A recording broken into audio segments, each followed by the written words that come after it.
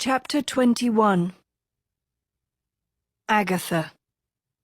The second half of the plan. Impossible, Sophie rasped to Agatha. He's not a wizard. He can't be here. But he was here. He was inside Merlin's Celestium. Japheth stared hard at Agatha, his face in shadow, the whites of his eyes glowing in the dark. He slithered through the tear in the sky and leapt down onto a cloud, landing in a crouch. Then he rose, his blue and gold suit rippling in the moonlight.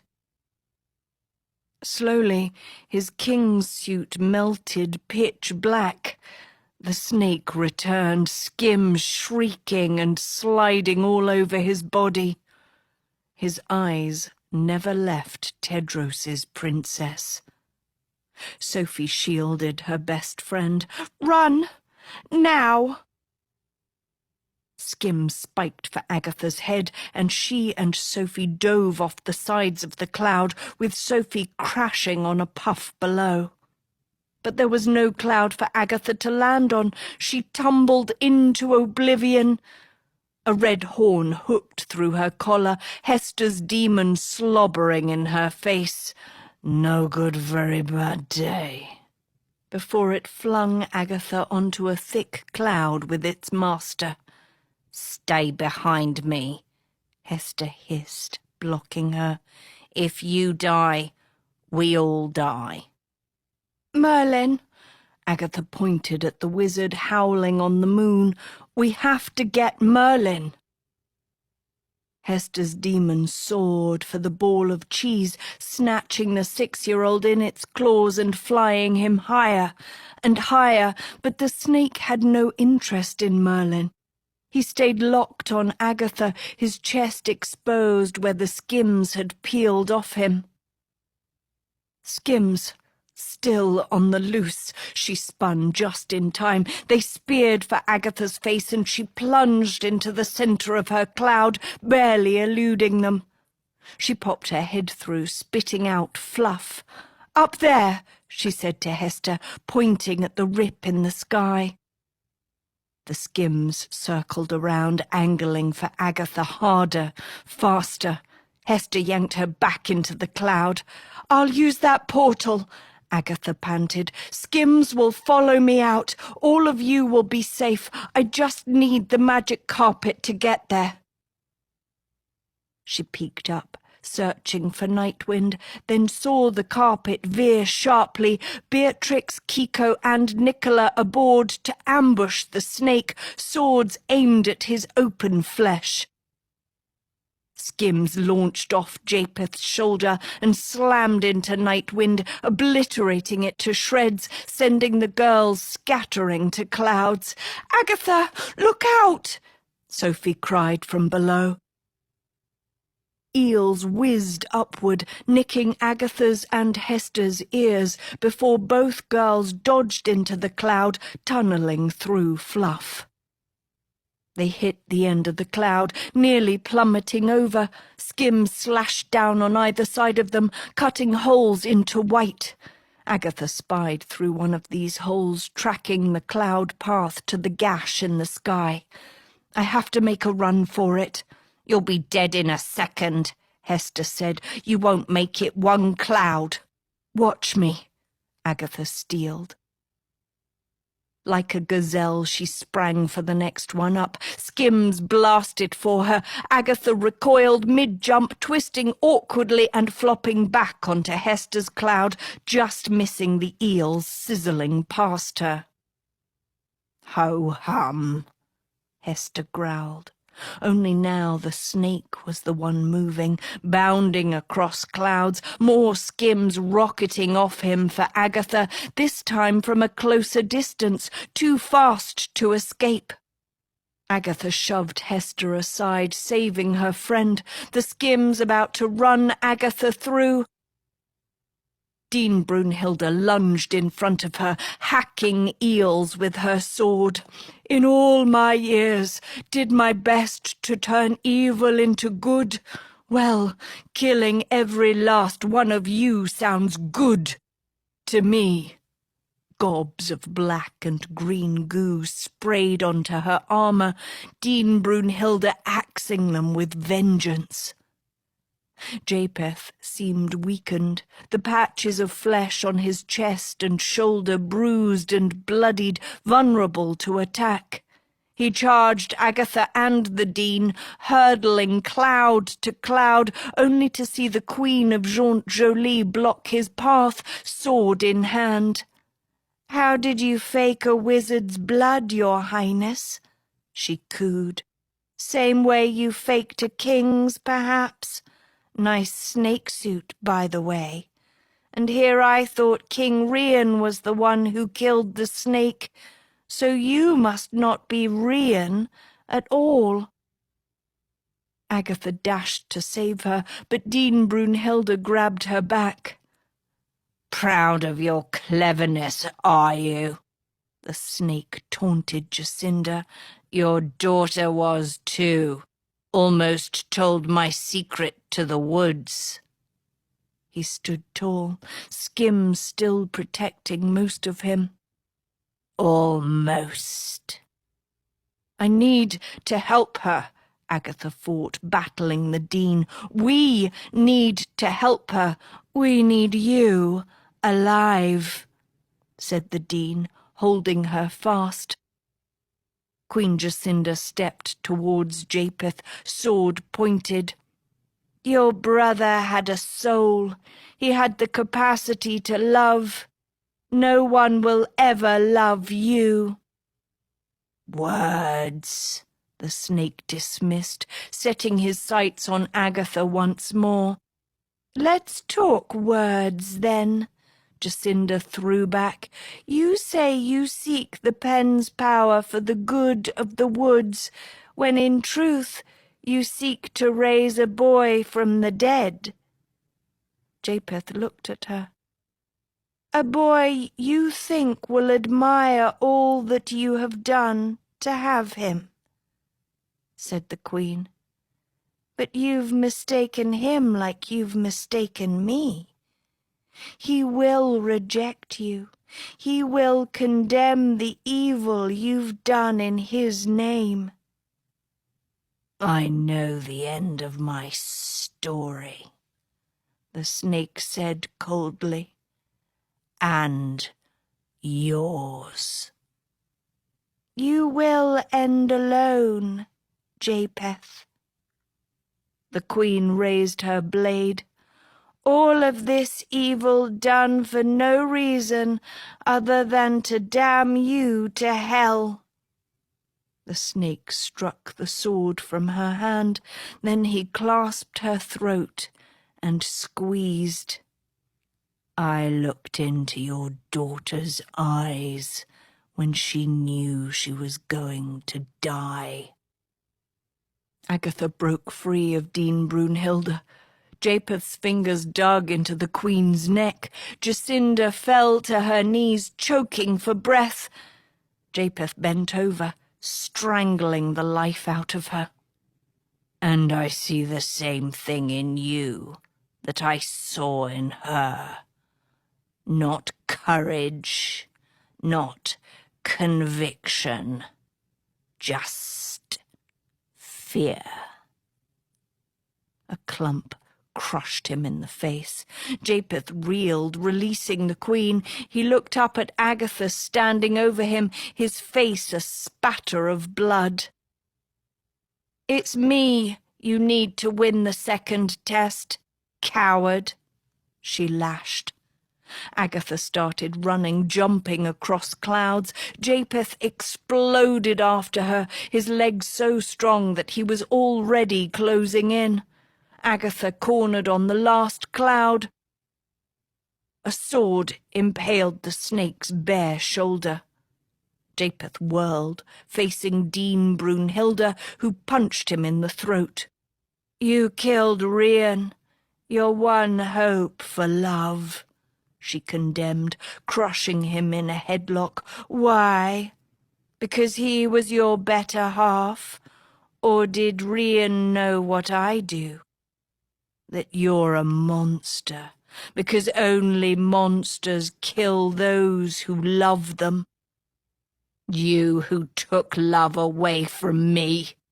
The snake seethed, thrashing in her arms. The only monster I see is you. Your mother told me something when she left you in my care, the dean said, struggling to restrain him. That you have none of her blood, that you must be all your father's. She held him close, because she saw nothing in you she ever wanted back. The snake roared, elbowing her in the face. He dragged the sword out of his shoulder and slashed it across the dean's neck. Say hello to her for me, he said, gripping her collar, and my better half. He threw Dean Brunhilde off the cloud. Agatha's heart jolted, watching her body fall into purple night. Until today she hadn't known Dean Brunhilde. Yet the dean had protected her with her life, the same way she'd protected students from their own evil. Dean Brunhilde was brave, strong, and good. All the things she'd tried in vain to help Japheth become. Now she too had been lost to him. What chance did the rest of them have?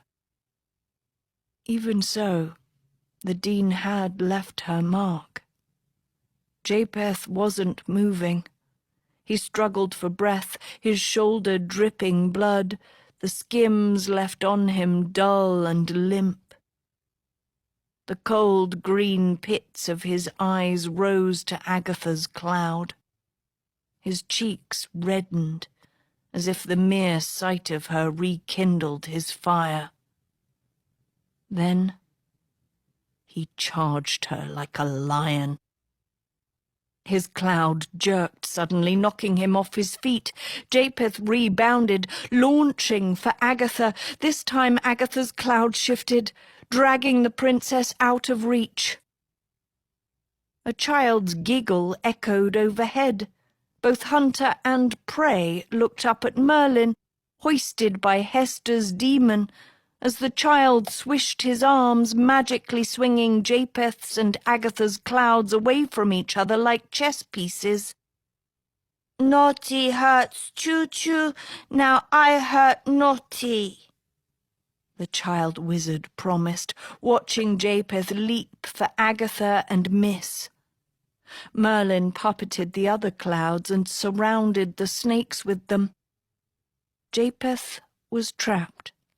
9 sword-wielding females prowling at him. Beatrix, Kiko, Rena, Anadil, Hester, Dot, Nicola, Maid Marian, Jacinda. The snake froze, his skims too sapped to ward off this many nights. Slowly, he looked up. His eyes slitted with purpose. Agatha realized the move he was about to make. "Merlin!" she screamed. Skims shot off Japheth's arm for the child. A big, hairy hand caught them and crushed them to slime. Hort's man-wolf glowered at the snake.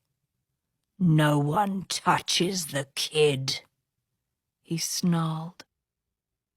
Hort turned his gaze on Agatha. "Go." Agatha read his intent. She sprinted for the rip in the sky, the one Japheth had come through.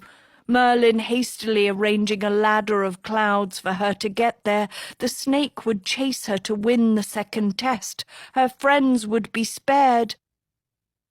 But Hort had no intention of the snake chasing Agatha. He had no intention of the snake leaving his cloud alive. Hort slapped Japheth hard in the face, sending the snake flying backwards. "That's for the sheriff." He slapped him again. "That's for Lancelot." He smacked him more. "And this is for Dovey, and Dean Brunhilde, and Millicent, and Betty, and Robin, and Tink, and your lying sack of crap brother." Blood gushed from Japheth's mouth, Hort's wolf cuffing him to the edge of the cloud. Agatha was almost at the portal. She glanced back. Hort reached his paw and snatched a star out of the sky, its silver point as keen as a knife. "And this one." He raised it over Japheth's pale chest. "This one's for me." He stabbed it down. "Hort, watch out!" Agatha yelled. A single skim flew off Japheth's neck, slipping between Hort's fingers. He dropped the star in shock, the eel aiming straight for his eyeball, about to gouge it through. It stopped short, because there was a pink flare to Japheth's throat. Sophie stood behind the snake, her hand against the skimless flesh on Japheth's neck, a 6-year-old wizard having stealthily snuck her cloud behind his. Agatha blanched. "No, no, no, no!" She turned back, jumping downwards to rescue her best friend from sure death, but Merlin magically swerved Agatha's cloud higher. Japheth withstood Sophie's grip, her glow hot against his skin. "I remember how you and I first met," he said. "We were in a room, our bodies this close. You thought I was Rafal. You thought I was a ghost, come back to be with you. Fitting, isn't it?" He leaned back, whispering into her ear, "Now it's you who'll be the ghost." The eel at Hort's eye reversed like a missile, cutting across the clouds, skimming Japheth's body, about to rip into Sophie's neck. "You need me," Sophie said sharply. The eel stalled in midair. "You need me as your queen." Sophie spoke crisply, unafraid. "That's how you become the one true king. A pen told you that. Marry me, and only then can the power be yours. The power to bring back your real, true love. That's why you don't know whether to wed me or kill me. Kill me, and you can't claim the powers you seek. Kill me, and you'll never see your precious Auric again. And yet, leave me alive, and I will kill you. So, I'll give you one chance. Surrender the tournament. Tell the woods that Tedros is the true king. Or you can fight for your Auric and die. So what is it, Japheth? What do you choose? Love or life?" Agatha saw Japheth hesitate, the skim in front of Sophie wavering. Then slowly it settled back into his body. The Celestium was quiet, all eyes on Sophie and the snake. Japheth spoke, his voice soft. I choose. He went slack in Sophie's arms. Love. He broke free and sprinted across his cloud, kicking against Hort's chest, running up the man-wolf like a wall and vaulting high for Agatha, the snake blacking out the moon like an eclipse, skims flying off him too fast for Agatha or Merlin or anyone to stop. Agatha thrust out her hands in terror, eel tips grazing every part of her. Then a scream. A scream so terrible and piercing that it shattered the skins to pieces against Agatha's skin. Agatha quailed, fingers in her ears. So did Merlin and Hort and all the knights, defending themselves against the sound. Only one was powerless. Japheth crashed down in front of Sophie, the exposed flesh of his torso tightening against his ribs, cracking at the edges. Sophie screamed louder, lording over him, fists clenched like stones, eyes pooling with blood, her veins throbbing red. The snake crumpled at her feet. Sophie screamed with the power of 1,000 lives, mist rising into her pupils as if her whole body might burst into flames. Blood spilled from Japheth's ears and nose, his skin flaying off his bones. Agatha watched, shell-shocked.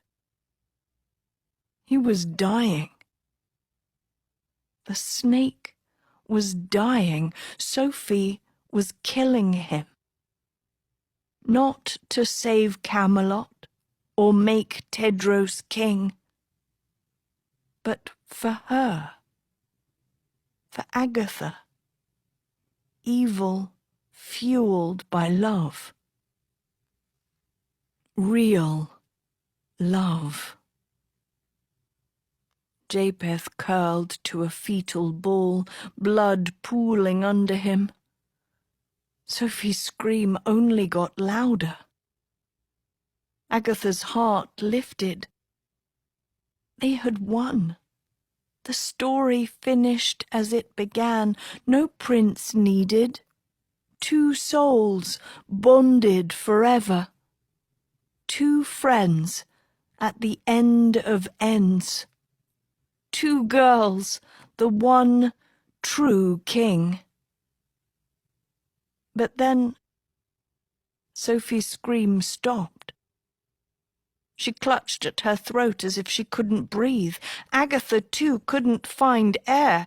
She heard her friends choking, wheezing. The Celestium. They'd been up here too long.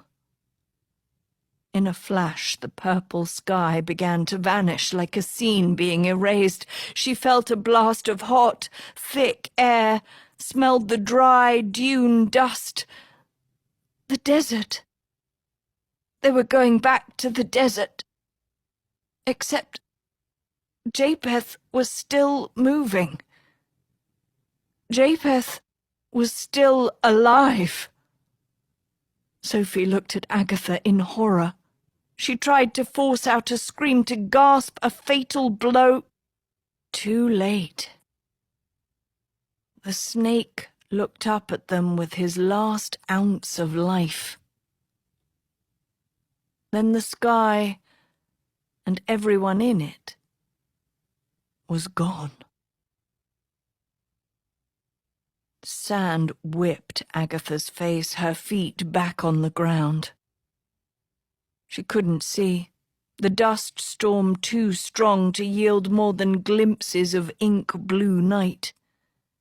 But she smelled tones of lavender and vanilla, swirling somewhere near.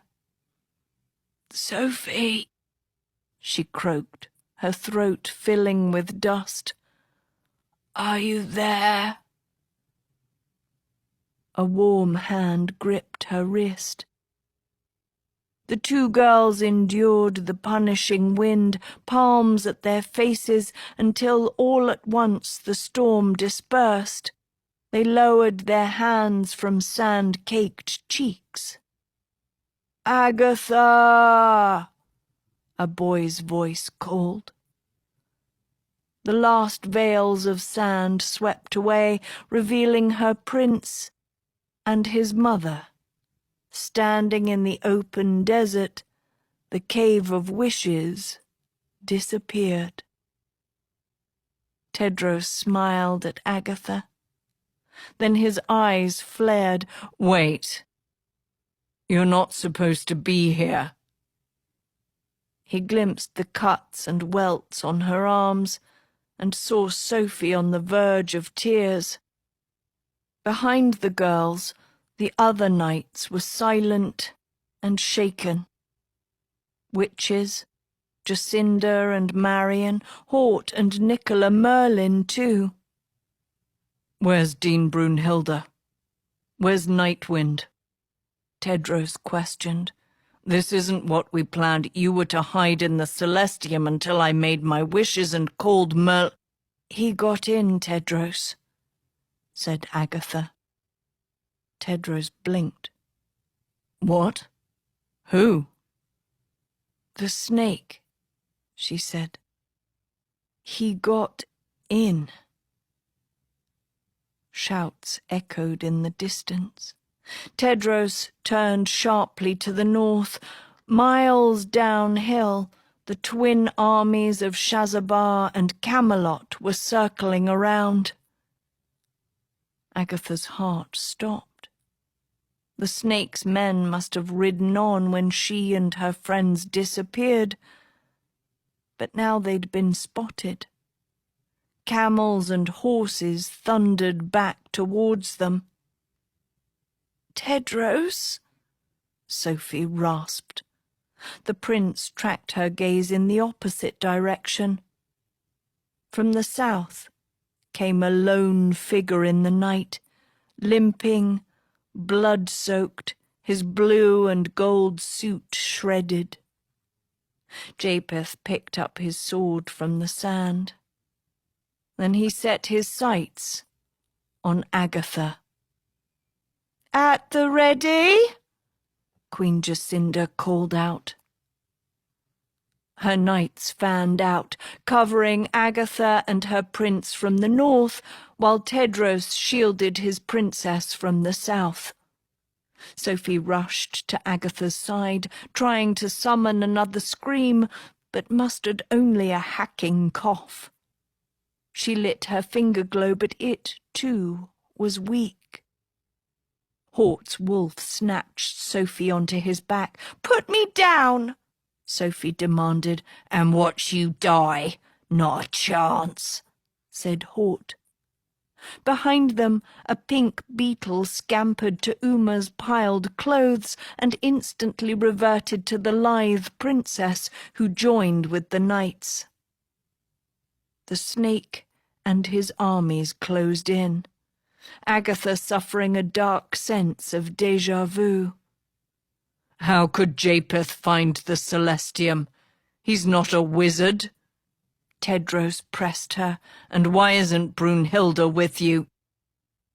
The prince went rigid, reading his princess's grief. "I don't understand. I sent you all there to be safe, until I could finish the plan to beat him, the second half of the plan." But Agatha knew better. Death cared nothing about plans. The snake moved across sand like a shadow, picking up speed. What strength he had left focused on killing her. Behind them, two armies swarmed the knights faster, faster, about to smash through them. 6 dunes erupted under the snake's armies like volcanoes, camels buried in sand now launching to their feet. Familiar camels. Faithful camels who'd had their own plan to help their friends. The camels jammed straight into the stampede, bleating calls of alarm, sending enemy steeds bucking in confusion. Instantly, Shazarbar camels and Camelot horses began dumping their riders and fleeing to the north. In the chaos, Tedros's knights saw their chance and escaped south. "Hurry, Aggie!" Sophie yelled as Hort wolfed her away. Agatha grabbed Tedros, but her prince didn't move. He was still watching Japheth, stalking right at them. Tedros gripped Agatha's palm. "Whatever you do, don't let go of my hand." Her prince faced the snake, dead on. Tedros had no weapon. He had no defense. Whatever his plan to beat Japheth, it couldn't work. Tedros felt her resisting. "Trust me, Agatha." Agatha knew she should. That was Arthur's test, to trust his son with her life. But she couldn't. "Not like this. We have to run," she fought, pulling Tedros away. Her prince held her in place. "Trust me." Japheth started sprinting at them. "He'll kill us, Tedros," Agatha cried. "We have no move to make." "Except this one," said her prince. Tedros pulled something from his coat. Agatha anticipated a dagger, a sword. Instead, the prince produced a dirty mirror. "That's your plan?" Agatha gasped. "Consider it a detour," said Tedros. Japheth raised his sword to kill them, both of them. Tedros flashed the glass at the snake. Moonlight reflected between Japheth's eyes, his startled face caught squarely in the mirror. Then Agatha felt herself falling, her prince's arms wrapped around her like two rabbits down a hole.